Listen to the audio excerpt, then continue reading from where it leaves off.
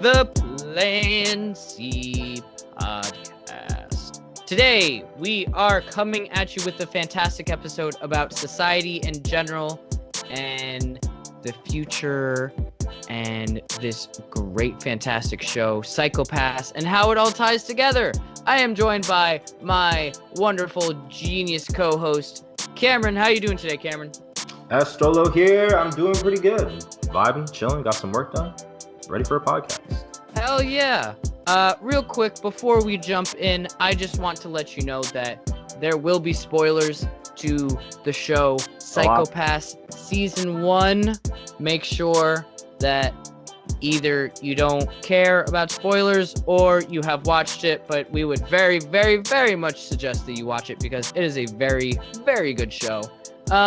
Make sure that you are subscribed. Make sure you are following. Make sure you're listening to previous podcasts. We've got a lot of great stuff there, a lot of great interviews, lots of, some nice sports content, all that shit. Make sure you're checking out our YouTube channel. We stream there every Friday night at 7:30.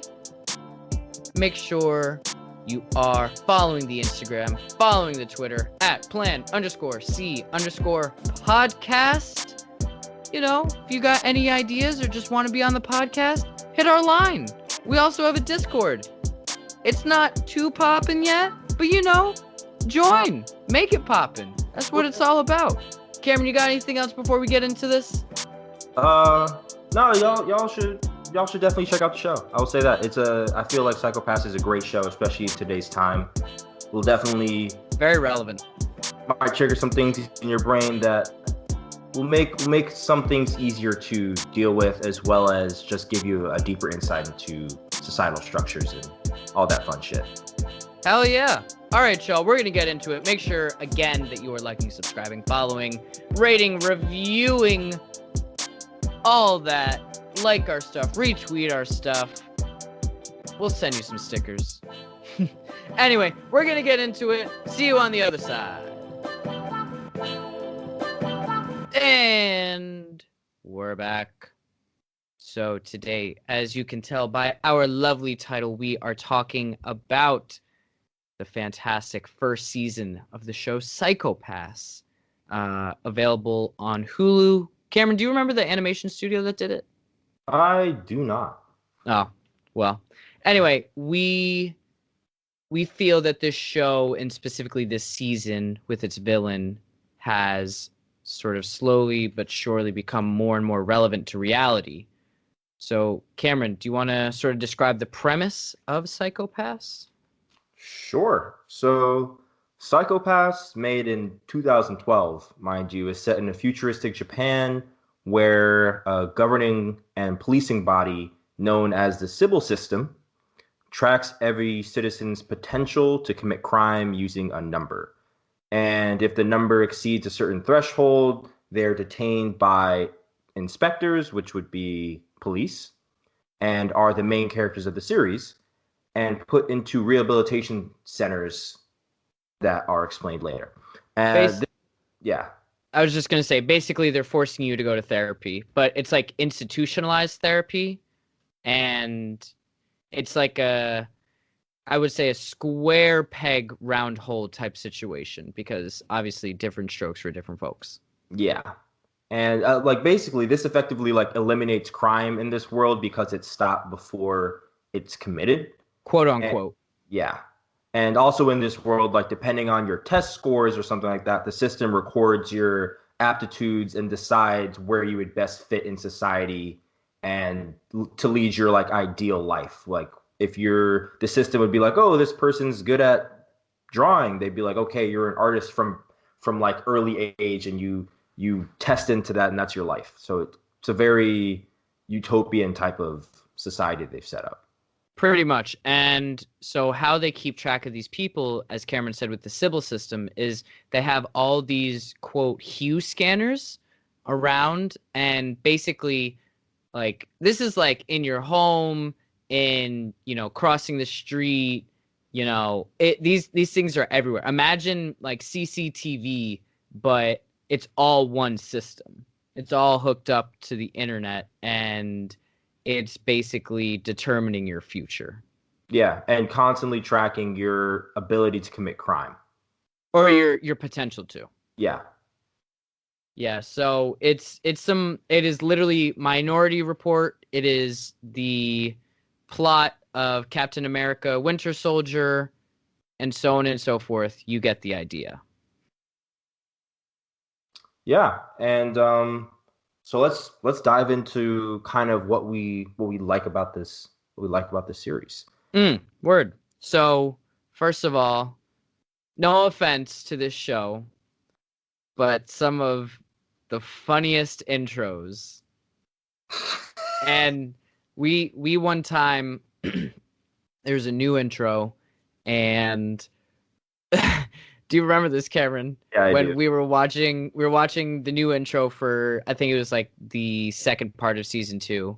We were watching the intro, and it had gone on, I swear, 2 minutes, and we thought it ended, but then it went on for like a minute and a half longer, and like again, love almost every single part of the show. That is only one of my nitpicks. Yep. Anyway, Skip the intro. yes, skip the intro. There's literally no need. No, but this show is really incredible at sort of showing humanity in a way, especially with the main character. Well, you're going through the perspective of a young, uh, not enforcer, detective. Thank you, Colin. uh, Young detective who just got out of essentially like criminal justice school and has tested into the police ranks at a decently high level, and they have criminals with them sort of working for them, Potential that potential criminals that help catch people who are committing crimes or have the potential to commit crimes. or have the potential to commit crimes. See, it's already getting fucked up. But yeah, I think another one of my personal favorite parts of Psychopaths is the storytelling. I Mm. I find that like the storytelling in Psychopaths is like really just like immaculate. Like it starts with like a very like high octane first episode, and like that does a great job of introducing you to the world as well as to the characters. Yep. And then like from that point, there are stories that were used for like character development and delving into the Sybil system and all the things that it controls and what it does. But like most importantly, it does a great job setting up the villain of the story, the man. One of the best anime villains ever. Oh, for sure, one of the best anime villains, Makishima Shogo, did a fantastic job of setting up his character, and is he ends up being probably the best part of the entire show. Yeah, so in full transparency, there's what, 3, 4 seasons, right? Yeah, something like that. But just because of how good of a villain Makishima is, there's literally no replacing the first season, unfortunately. Like, yes, we'll get into spoilers in a little bit. Yes, there are still antagonists like the Sybil system, but again, it does not get better than Makishima, unfortunately. Honestly, we're like, just watch the first season and then you're good. Yeah, You're and good. and the first season ends on a perfect narrative book, and it's fantastic. As Cameron said, the writing is truly fantastic, and they write characters who not only feel real but feel relatable and have more than one dimension to them. Even characters that you don't see that often or hear from that often, you get such a good sense of who they are just from little interactions with the main characters. You want to talk about, I forgot what the detective with glasses name was. I didn't write it down. Inspector Gnoza. Thank you. You have Inspector Ginoza, who you basically see not necessarily unravel in our eyes, but in the Sybil system's eyes, he unravels. And he ends up following the path of his father, who we Oh, also meet. you gotta put spoiler alerts everywhere. Oh, well, you know what? You're right. I'm just gonna say, we're just gonna say spoiler alert in the intro then. Yeah, for sure. Okay. So it's really interesting because not only do they set up three-dimensional characters really well, they also do arcs of characters really well, where you have an understanding as to why characters are doing them. And it's not like, you can be like, oh, that's morally okay, but you understand the position that they're coming from on some Thanos level shit. Yeah. No, like I think like what makes the show is like it just effortlessly does that while like maintaining the level of character development that you'd see in like other like amazing anime. Like the character development with everyone is great. Even like in within arcs, you can see characters that they'll introduce, and then their arcs will conclude by the end of however many episodes that arc is, and that'll be like that entire character's development. And it's like it's crazy to see how quick a character can change, especially in this world that's so controlled. And then like some like a little thing goes off, and all of a sudden like it sets off a chain reaction of events that leads you to places that you didn't necessarily expect. But I will say, and that's because of that, the first stories may seem a bit slow. Yes. Like once you start to gain an idea of like the scope of which like this conflict is really going to go, it really starts to like pick up speed until it like ends up being like absolutely mind blowing towards like the latter episodes. Yeah, so basically the format of the show is they have arcs sort of in their cases, and they work through the cases. They get, information little bit by little bit, and then, the end of the arc will be the final episode of the case. And while they do a great job of bridging narratives between those, like I don't think there was any filler, No, right? not at all. Yeah. Um, made me think of Samurai Champloo filler, but there's not really any Samurai Champloo filler. Anyway, so they do a great job of weaving this web, and it's coherent as hell. Yeah. That's the one thing, because some of these shows they just jump arc to arc to arc, and it feels so much like it just feels so episodic. But Yeah. with this, again, the writing really assists it in that you understand, like, oh yeah, like this totally would they totally follow this lead or this, that, and the third. It's very much easy to understand and follow, which I fucking loved. It's not some shit that's so complex, 500 layers, blah blah blah blah blah.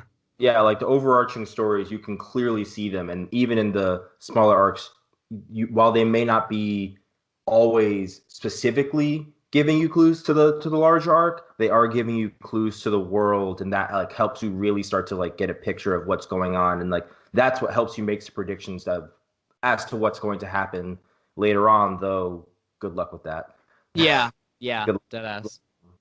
Yeah, that brings us to I think the time to talk about the man. It's the man time. Makishima Shogo, the villain. Again, you've heard the name. You just gotta keep it in your soul. Like Makishima, in my opinion, is like, as we said, one of the best villains in anime of all time.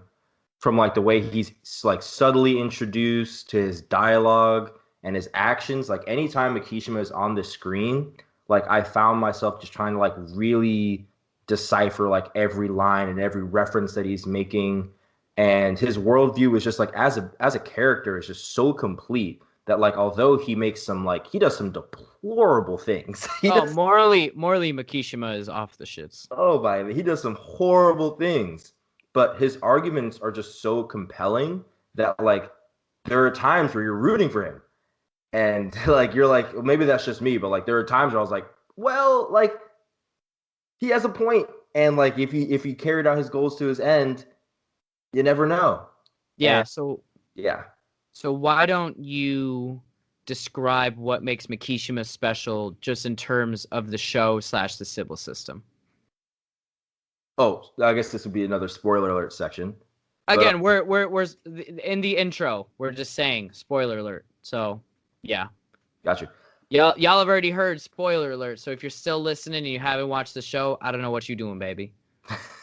Yeah. So Makishima is one of the only people that cannot be judged by the civil system. So no matter what he does, the civil system never picks him up, which essentially makes him above the law. And the way Makishima kind of acts in this world is he's a spectator. He enables deviants to exercise their individuality in order to entertain himself and experience people truly being human in a system that does all it can to like restrict it. And this leads to him supporting murderers and other insane people who you can discover if you watch the show, watch the show. But let's just say like he supports less than savory characters. And he does this because Makishima idealizes the power of the freedom of choice. Yes.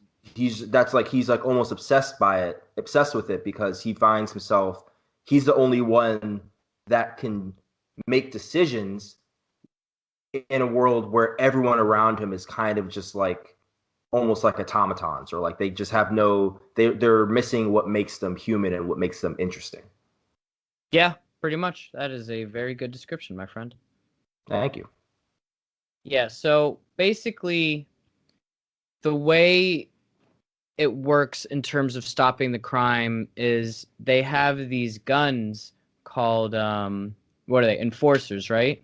Dominators. Dominators, thank you. I knew I was mixing up enforcers and dominators. So the dominators can shoot different things based on somebody's Sybil score, which is the higher it is, the more likely it is you are to commit crime.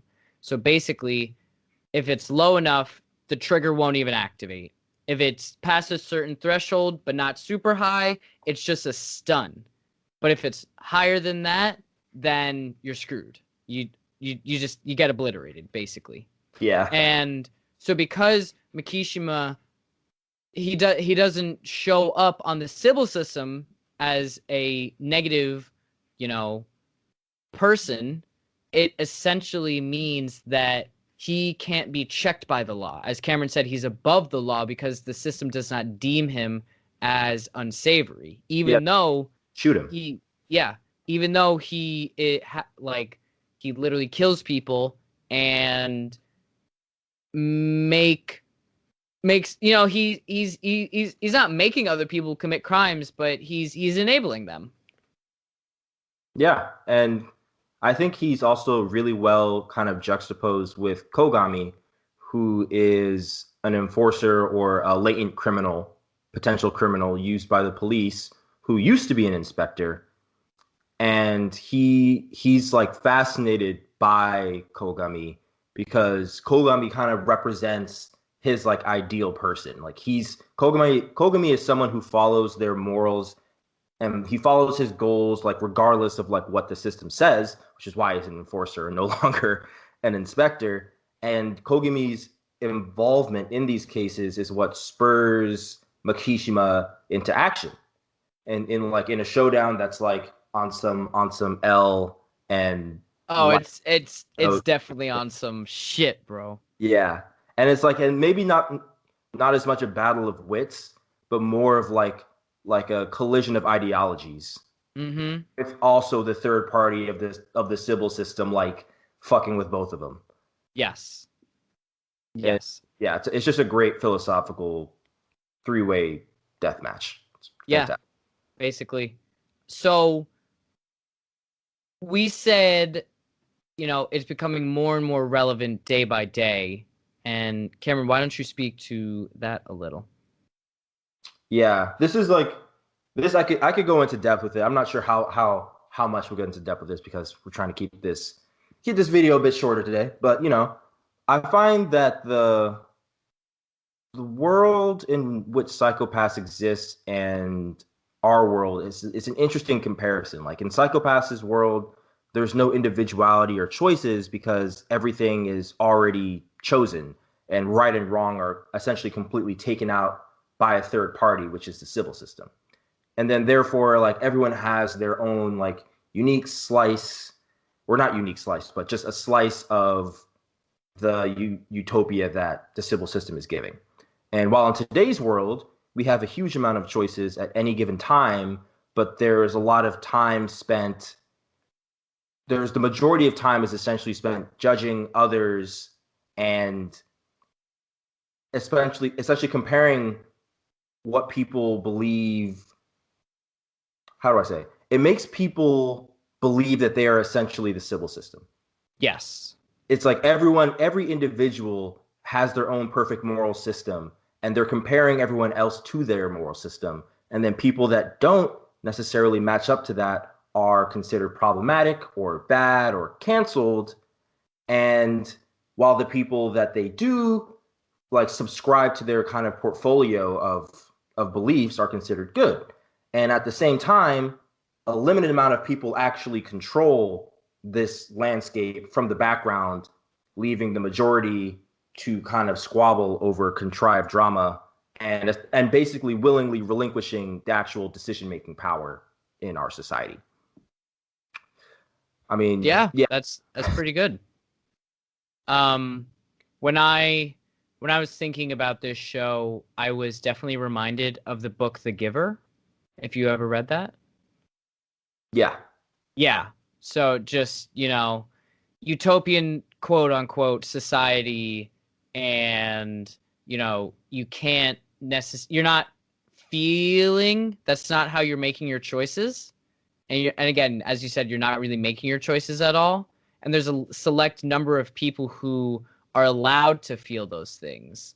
And sort of that ideology is passed on through individuals.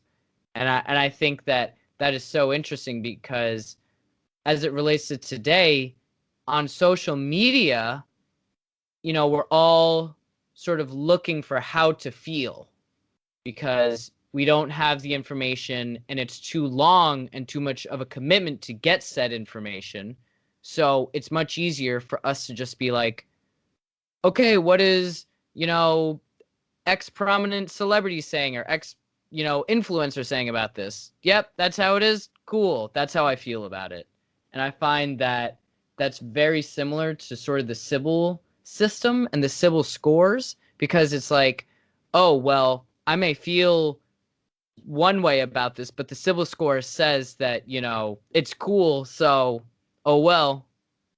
Yeah, that's a very good comparison, I think. Like when I kind of think about it, I think our society today is almost like a more effective version of what the civil system is like trying to do. Mm. The biggest problem that I see with the civil system is that it gives too much visibility and notoriety to the third party that's in power. Like everyone knows and has to believe that the civil system is correct in order for it to function, which like naturally makes people start to resent the system that has control over them because just no one likes feeling controlled. Yeah. Versus in today where everyone believes that they are the civil system of their world, that their beliefs are paramount and kind of almost infallible in a lot of situations.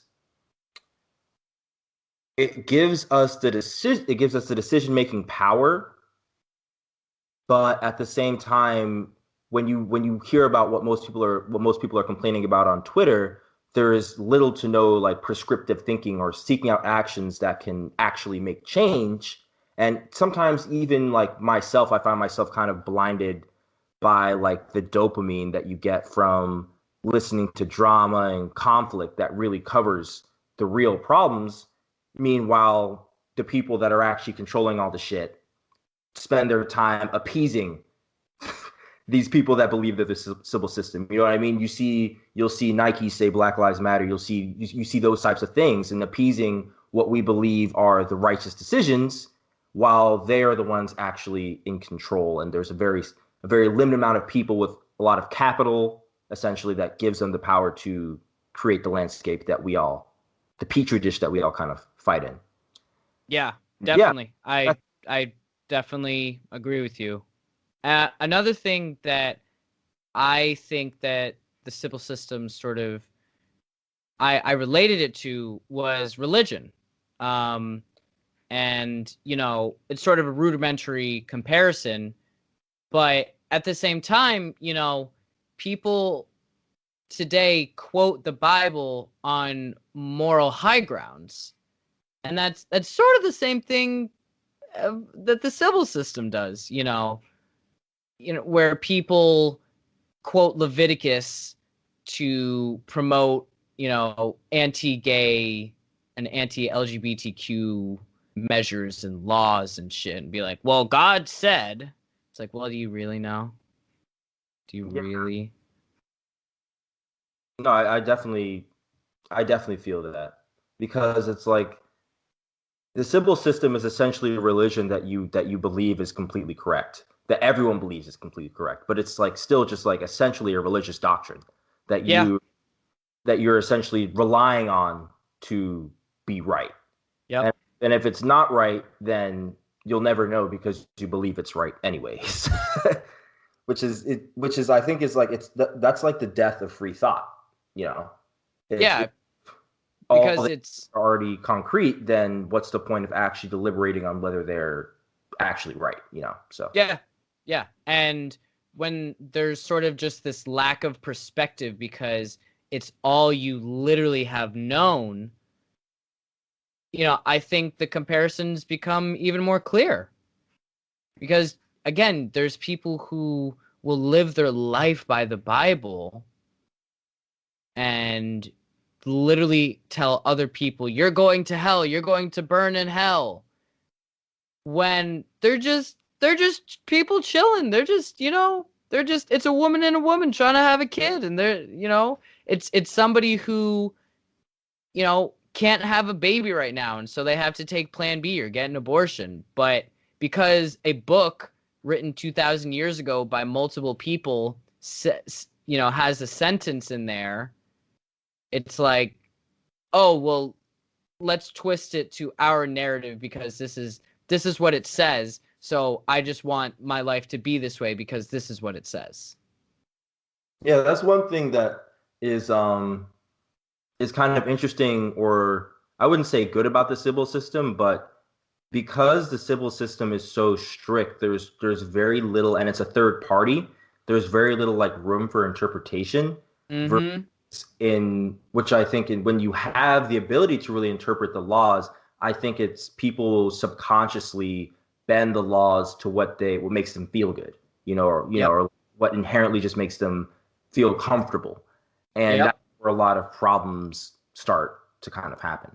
I actually have speaking on the civil system, I have a question for you, in that, please, if the civil system existed, what do you think you would be doing, or where do you think you would be? Oh, I'd be fucked. I'd be so fucked. It's not like, I'm out here committing crimes or hurting people or anything, but the civil system would literally be like, I can tell you are in anguish. I can tell you are experiencing anxiety. Your civil score or your psychopath score is going up. I advise you go to therapy, blah, blah, blah. I'd be so screwed, dude, because, I deal with anxiety problems. I deal with, some little depression stuff here and there. So that would be, I'd be so clipped. I'd probably be institutionalized in this world. Again, not even because I'm more likely to commit a crime. Well, I guess by the civil standards I am. But just because I deal with turmoil, and internal turmoil is one of the things that the civil system uses to identify people who could potentially commit crimes. So I can't say it enough. I'd probably be screwed. What about you? I would definitely be screwed, like regardless. Like I would definitely my psychopaths would probably be very high. But I'm not sure if it'd probably just be because I asked too many questions. Yeah. I got you. I've never been too much of a fan of like authority or anything like that. And I just ask questions like teachers who say things as if they're absolute. And I have to ask the question like, Nick, how you know that? How you know that though? Like, so I'd probably be institutionalized. I don't know if I might be if I'd probably rather be an enforcer than be in the Oh, of course. Much it, more freedom as an enforcer, quote unquote. yeah, any day I'd be an enforcer rather than being in a freaking rehabilitation. Yeah. I would very much try and be an enforcer, but probably wouldn't. They'd probably just lock me up in the damn hospital The and gulag. just be there forever. Honestly, though, if you took our Psycho-Pass when we were playing League, oh my god, Oh, it'd be in the stratosphere. you got to put us down right there and then. League of Legends creates monsters. We'll say it here first, bro. Yep, definitely. Maybe that'll be a podcast in the future. Oh, for sure. What about League drives emotion? Another question I had was, if the Sybil system existed today, do you think the ends would justify the means in destroying it? I mean, it really depends because, you know, again, I know we're saying it in the intro, but spoiler alert, because the Sybil system isn't actually a person per se. It's a bunch of just minds. So I think that there would be lots and lots of confusion if the Sybil system were to fall or were to be, you were to poke some holes in it. And I think that most of the trouble would come immediately after. Oh yeah, it'd be freaking anarchy. Because then people literally don't know what's what. Yeah, that's essentially like I was wondering like, are these people like, if the Sybil system existed and then it was removed, are these people too far gone and too reliant on this system to even be able to like function normally without it? Or would that be like would that be worth destroying it just so people could have some semblance of freedom in the future? And also, fighting a system as kind of complete and all seeing as a civil system, people would have to die in order for you. Oh yeah. Freedom. Yeah. Mad heads would have to be just hella clipped. And it's Yeah, like, just because the civil system would certainly defend itself. yeah, and it's like, what's the price of freedom really? Like, would it be worth it to live under the thumb of the government in this case, or is it worth the lives that would be expended to kind of get out of it? Yeah, it's an interesting question because it's really a question of control. Yeah, like how much do you value having control in your life? And autonomy. Like, to what level would you go to keep it type shit. Yeah, which is again, I think, ironic because today we have all the autonomy and we have no idea what to do with it. Yeah, seriously. All right, before we get out of here, you got anything else? Let me think. I will say, kind of like going back to Makishima, I find Makishima's just way of life just like super interesting. Like Makishima lives his life to see that his actions mean something and create actual change. And in that way, it shows himself that he's actually alive. Yeah. And like when I compare this to like today's society where like despite all our outrage, like what if we actually changed, I got you. And that's like collectively, like not Yeah. even individually, like collectively, what if we changed? And I think it's because of like, I think you mentioned it earlier, but how difficult it actually is to change any of these systems that are like so complex and so vast. And not only that, but just truly our society revolves around them. Yeah. And even any of these like issues, just the issues that you might hear about, whether it lead like any political issue, the time it takes to understand those issues and even like affect one of these issues that we're actually consciously aware of which there are a host of which that we're not, is just so almost unreasonably high. Yeah. And I feel like people would rather just kind of like enjoy their own moral superiority and comfort from distractions, as it takes enough time and effort to just like survive rather than like fight the tough battle of like being responsible for our beliefs and becoming a leader, for focus on enacting goals that doesn't come with like a direct, compensation. So it's kind of like it's kind of a fuck situation, but I feel like on the bright side, although people don't necessarily take advantage of it all the time, like the information and decision making power is in the hands of the people, unlike what it would be in the civil system, which means that I feel like with enough people, people would have the power to really like shape society to their will if we can like agree and focus on specific issues. Yeah. I fuck with that answer. Yep, that's pretty much all. Well put. All right, y'all. Again, make sure if you have not seen this, check it out. Psycho-Pass Season 1 on Hulu. Well, I think there's 3 seasons on Hulu. But yeah, first season is all you need. Only season 1. That's the highest it gets, and that's when the characters are at their best, and that's when the writing is at its best. And I can't speak to the animation because I haven't seen seasons 2 and 3, but I mean, we've seen some of season 2, and it was not it. I mean, compared to the first season, was not it. Don't ruin the experience for yourself. That's what I would say. Yeah, seriously. All right. So thank y'all for listening. We wanted to keep it on the shorter side today. We like to experiment like that. We know our interviews can run a little long sometimes, so this is our way of being like, hey, we got you. Little relaxing quick pod for you. Little Saturday thing. Make sure you are subscribed, following, liking, rating, reviewing, all of those. Check us out on Instagram. Check us out on Twitter at plan_C_podcast. We've got some fantastic interviews coming up in the next week.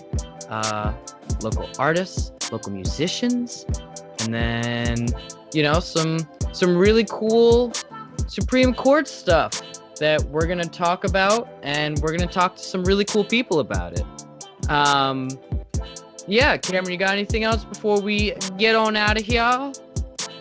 No, not really. That was some good shit. All right, y'all. You heard it here.